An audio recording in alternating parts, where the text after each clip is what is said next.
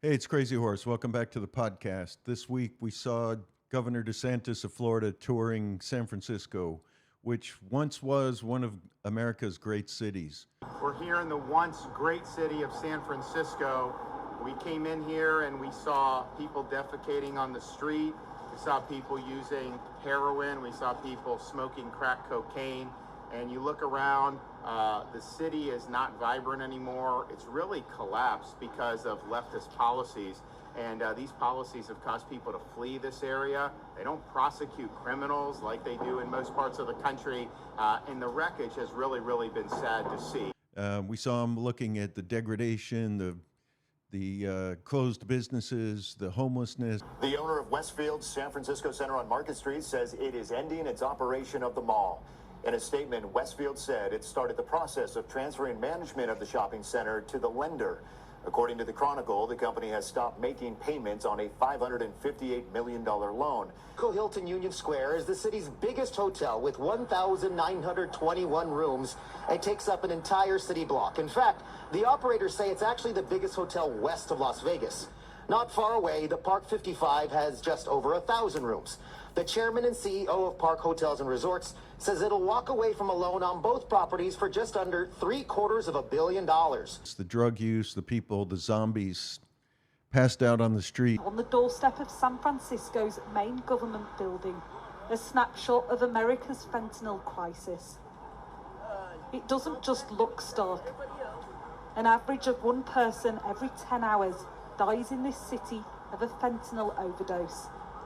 It's often here in the drug-ravaged Tenderloin district. See Governor DeSantis putting together his campaign for the run for the presidency and how he's going to make America more like Florida, which is freer and safer and business friendly, except maybe for Disney. But it's nice to see that happening. I mean, what's it mean today to live in a democracy, to live in a federalist, representative republic democracy like we have in the United States, where we send our elected representatives to Washington to make the country the way we want it to be, okay? And I'm not talking about social issues. I'm talking about making it good for business, making people who pay property tax in San Francisco be able to rent their apartments out and make a profit and make a good living.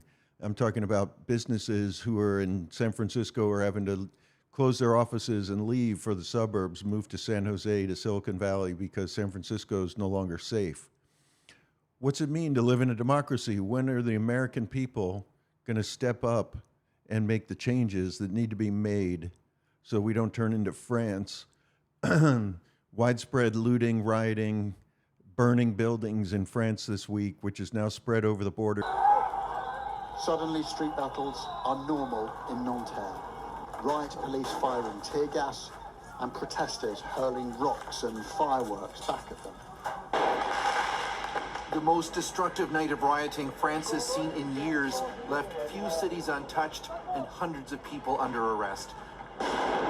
In Roubaix, an entire commercial building was torched. In Paris, stores were looted, and one of the city's premier Olympic venues for next summer, the Aquatic Center, was left badly damaged. Is that the future for America? Social justice warriors turning America into a place where you can't do business, where you're not safe, where you can't take your family out? I'm watching all this unfold from overseas, from Thailand, and I'm just shaking my head. I used to live in the Bay Area. I used to live outside San Jose. It was a wonderful place to live. Going to visit in San Francisco was a great trip. It was a great time. I wouldn't go there now. It's not a safe place to take my family. All the stores are closed. The Whole Foods has moved out. The mall on Market Street is closed. They're moving out.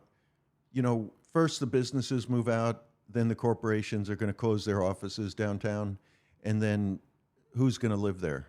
The people that need to work in those offices are now going to move out to San Jose and work in the offices out there in Silicon Valley. What's going to happen in San Francisco? Why, as a republic, as a democratic republic, can we not affect change in this country, in that country, in America, in my home country? Why can we not make it a safe place to live? Why can we not make it a safe place for business? What is happening to America, the divisiveness where it's Republican or Democrat, we let it fall into ruin, like what's happening in Europe right now. Can we really not save our country? Can we really not come together to make the country safe for people to live in, safe for businesses to do business in, safe for people to have freedom and do what they want to do? And so that if you're a homeowner or an apartment owner, you can rent out your business, you can rent out your apartment. If you do Airbnb, you can make money on your Airbnb, and it's safe, and there's a rule of law, and there's support for the police, and there's support for law and order. What has happened? That's not a conservative idea, that's an American idea. What's happened to our country that's no longer what we stand for? That's no longer what we vote for. If Joe Biden steps down and doesn't run in 2024 as a Democratic nominee, and RFK Jr. doesn't get it, which he probably won't be supported by the Democratic Party, even though he should be, they're going to bring in Gavin Newsom, the governor of California, and he's going to turn the whole country into San Francisco. How can you let that happen? When are Americans going to stand up and speak for themselves? Stop blaming the politicians that you reelect. Stop blaming the government. Stop blaming the other side.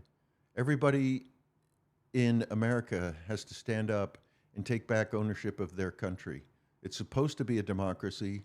You're supposed to be sending people to the state government and the federal government to represent you, to make the place great for business, great for families, great for freedom, for individual rights and individual freedom.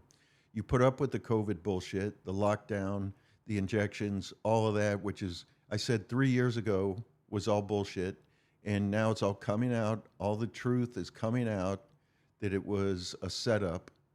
And you put up with all that. You haven't thrown these people out of office. The same people that subjected you to that, you're now reelecting. And you're considering electing Newsom for president. I can't believe it. I sit here in Thailand and watch my country burn, watch it fall apart. I'm not in any hurry to go back to America. It's a shame. It's sad.